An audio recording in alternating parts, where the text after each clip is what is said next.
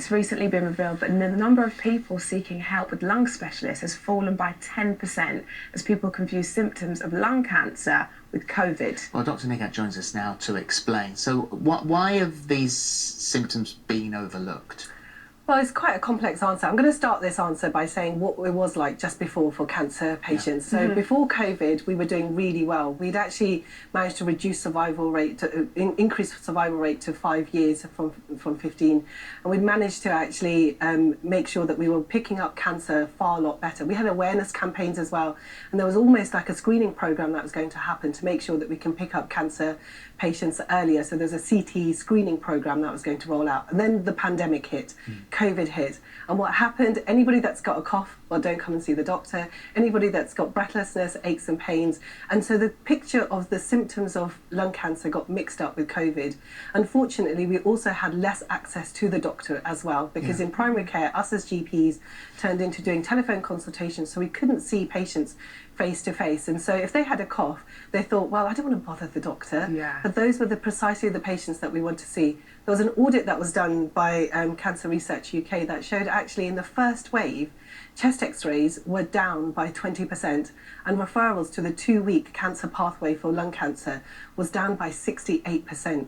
So actually, I'm not surprised that we're missing patients with lung cancer because it mixed, the symptoms overlapped COVID so much. And the symptoms are? So the symptoms are a cough that's going to be going on for 3 weeks, if you're having weight loss, if you're shortness of breath, if you're noticing aches and pains, particularly shoulder pain, if you notice a hoarseness in your voice, a wheezing as well, and something that just doesn't feel right to you. So some women actually get, particularly women, they get atypical symptoms. So they might find that their fatigue is far more extreme with a cough that's tickling away at the back of the throat, a change in their voice. If you know that you're a smoker, or you work in dusty environments, or you've worked with asbestos in the past, then that just puts you at a higher risk. The other people that always sort of contact me and say, oh, but my great-granddad had lung cancer. The one thing that we do know is at the moment, the research shows that it's not genetically linked, but always have that in the back of your mind and put that forward to the doctor because it forms a part of a picture or a profile to see who's at risk. And there are some less common symptoms, so should we talk through those too? I think that's important to flag.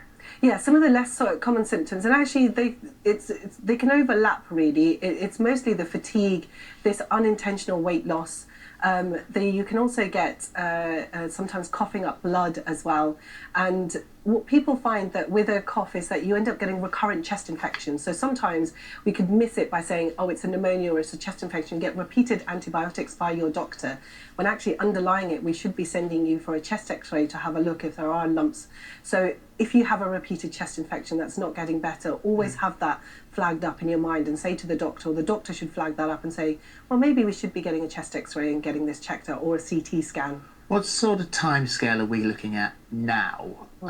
If you think, actually, this may not be COVID, this has been going on, as you've just said, you have any one of those symptoms, how quickly will you get treated? So if you have symptoms, please do a PCR test to make sure that it's not COVID, and then contact your doctor, particularly if it's a cough for 3 weeks, unintentional weight loss, shortness of breath, recurrent chest infections, and you've also got aches and pains or a shoulder tip pain, then discuss it with your doctor. The most important thing is that the pandemic has shown us what happens if we don't keep up with those health awareness campaigns.